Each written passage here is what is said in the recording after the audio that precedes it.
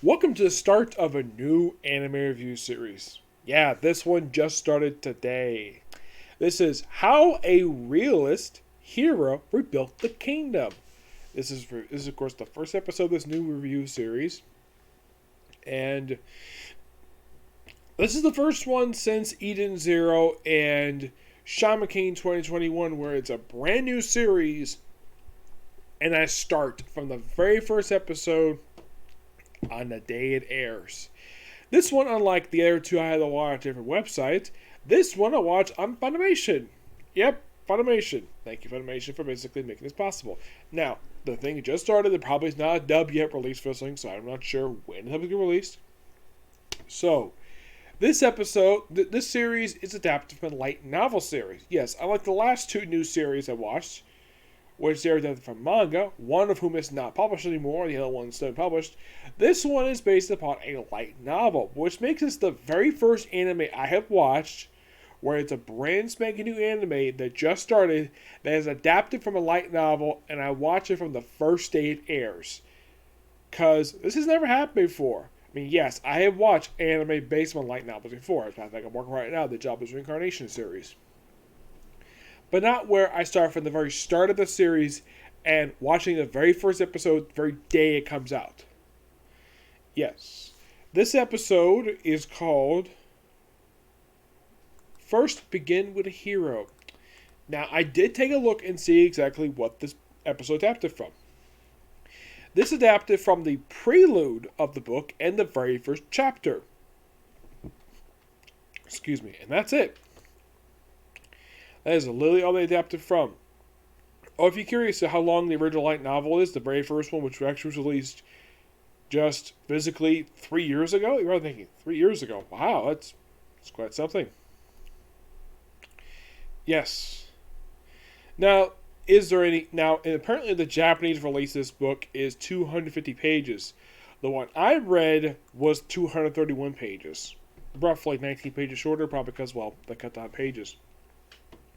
Thing starts off with the main character, Katsuma. Well, his name is Katsuya Sotoba.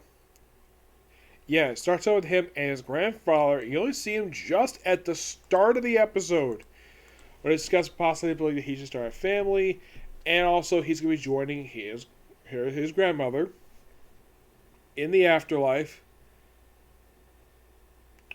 And then he dies. Of course, he basically has a very good conversation with him, and then, of course, you later see him in a library reading books on, like, a principality, and then we cut to the actual kingdom itself.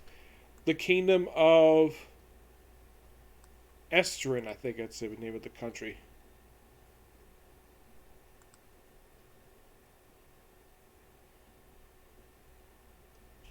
Ephrodin. Yes, that's the name of the book. The actual country. Yeah, the 13th king. We see him and his beautiful wife.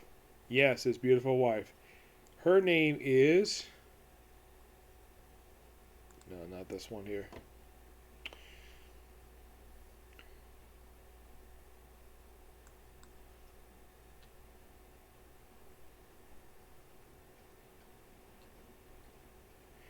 Okay, his wife, his wife's name is Elsa, and man, she's a lovely woman. And this is something I should point out, though, because today I read the manga for this one, and it seems as though a lot of the older ladies in the series, the way they draw in the manga, and I had to point this out, that if you read the manga like after you watch the anime, you're probably like, why the heck are some of these women's chests so big? That's how they're drawn, despite the fact that, well, they get a lot more exposure in the manga, a lot more skin showing off in the anime. So, the king is basically worried about the upcoming crisis. There's a crisis going in the kingdom, and they've also requested, basically, to send some money to the empire. I should point out, though, we all see cameos by a bunch of other characters in this episode who do play a role in the action books themselves.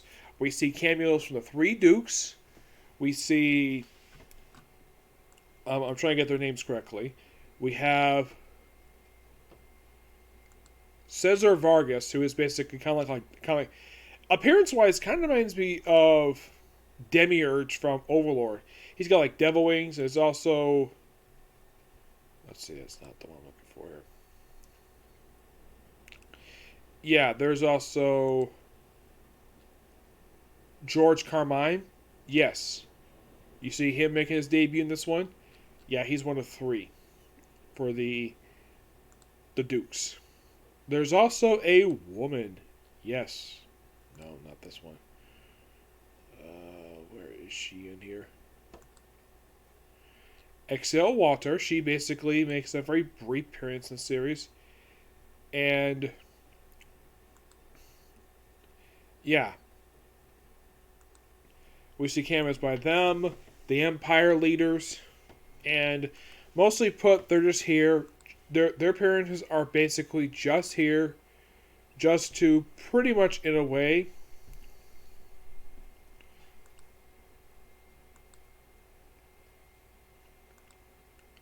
How should I point this out here? They're basically here just to set up basically like later on the actual series itself. That's simply put what these people are here for. So they need to basically figure out a way to help the Empire, but they don't have any money. But okay, so the only option for them is to summon a hero. Yep. And we have the typical isekai stuff. Basically, he's in the library and he gets summoned. He leaves his stuff behind. And of course, he wears like a suit coat. By the way, he wears his outfit for what I can tell, for pretty much the first couple books of the series where he doesn't actually change clothes. He pretty much wears the same outfit, at least he anyways. And he's summoned. The first thing he sees is the summoners. Normally, when a guy is summoned like this, usually the first thing he sees is a beautiful babe. Nope, just a bunch of old men. And then he's brought before the king. The king kind of explains exactly what the heck is going on here. Basically, that the demon world invaded. Of course, they have a domain. Basically, a brief history of the world, which is pretty accurate to the book itself. And it basically has to talk a lot about resources, about the money situation, to help out, because I think he's very serious about that. And then apparently 3 days of going through this stuff, and he looks kind of tired, like he's ready to go to sleep. And then the king does something completely unexpected. By the way, he does this both in the book and the book, the anime, and the manga. He announces to his court. By the way, this is a really interesting moment where you see the queen just walk up smiling at him. And wow, I'm like, King Albert, you have got a beautiful wife. Like, wow, she looks great for her age. And then he announces, yes, I, Albert, as the 13th king of this kingdom, hereby abdicate my throne to the summoned hero. And he also says, oh yeah, he's also announcing that his daughter's going to be engaged to him. He's like, what? Yep. And then we see, like, everybody's reaction to it. And then we see the princess raising to the king. They actually cut the little bit of her talking to one of the castle maids and all the excitement going on. Yeah, that actually is cut off from here, but it's a minor thing. It's not really going to hurt it. So she thinks that the king has been usurped. Goes, yeah, they're perfectly fine. We see basically the king on his wife's lap, just basically putting like a Q-tip in his ear to clean out his ear. Of course, then he explains everything, and then their mother's like, why didn't you go meet your fiance? And after discussing it wrong, then she goes to see him. Now, this is a minor change here from the actual, well, from the manga and the book itself. And I should point out, in the manga, there's actually a little stack paper in front of him. In the manga, they actually have like where you can't see his face, but you see from a perspective briefly where she goes to meet him. And the first thing he asks her, like, can you read? Of course, he also cuts out the line of basically like he did math, and of course he has basically some basic actual problems themselves. It's like, fine, okay, good. You can help me with this paperwork, and there's tons of it. And then she introduces herself as, well, Lucia, the princess of the kingdom, and of course his fiance. And then they go to their table, which this is, I don't think this is basically a minor change. Basically, no people would do this basic conversation. I mean, you can't have her standing up the whole time, just, well, because she's probably on horseback a lot of the time. So they have a very good discussion afterwards. And of course, they also mention what happens to certain objects. This actually is true to the actual book itself. Like, he needed basically find a way to secure money to pay off the Empire. Well, he says, well, I took care of that. I sold off some stuff from the National Treasury. We're like, what? There's some historical contracts. They're like, oh, don't worry about that. I categorize the stuff in like three different things. We have Group A, which is basically everything of historical significance, anything very important to Kingdom, we keep it there. We have something that's not specific like gems, stuff like that, we sold off. And we also have this Group C stuff, basically anything magical or basically unexplained. So, and the thing is, we can't display stuff in museums, and we can't sell this stuff, so just basically put it aside. So the other thing you sold from was Group B, and basically secure the funds, no problem.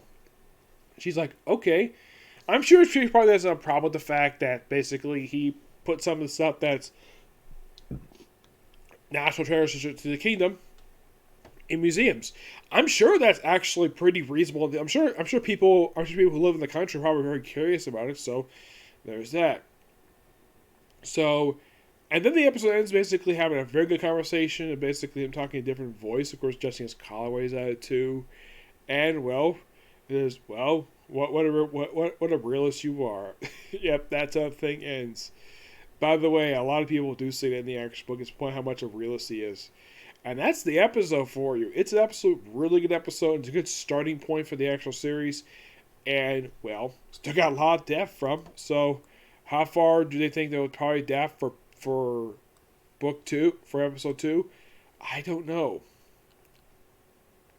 Like, I would probably say they probably can do, like, maybe chapter 2 or 3. I'm not sure. Depends on how long it takes to cover, basically, the first book.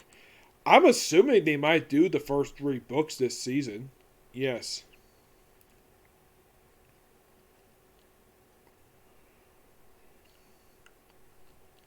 Next week's going to be called Toto Submergio, otherwise known as If You Have a Gift, I'll Put It to Use. Yeah, pretty much in a way, this is basically going to cover, well, mostly chapter 2 of the series. Yes, probably chapter 2, and presumably chapter 3, I'd say. Mm-hmm. Yeah, I'd probably say I'll probably cover chapters 2 and 3 next week. That's just my personal guess, anyways. Mm-hmm. But yeah, really good episode. Can't wait for next week. Okay, so that's a particular review. Stay tuned for my next two, which will be the first episode of another new anime, The Case Study of Atlantis. I'm looking forward to this one, mainly due to the fact that I love the manga, and of course the fact it's by the same person, the Pandora Hearts. And here's a hope, though. Please, for the love of God, finish adapting the actual manga. Don't just do original content in the anime. Hope not. So, it's presumed that the season for How Realist Built the Kingdom might last for 13 episodes. It's possible. Mm-hmm. But it just depends on what they do here. Yep. So yeah, stay tuned for next review. Like I said, How Realist here with the Kingdom. Okay, so if you like this, okay? So next video. Bye.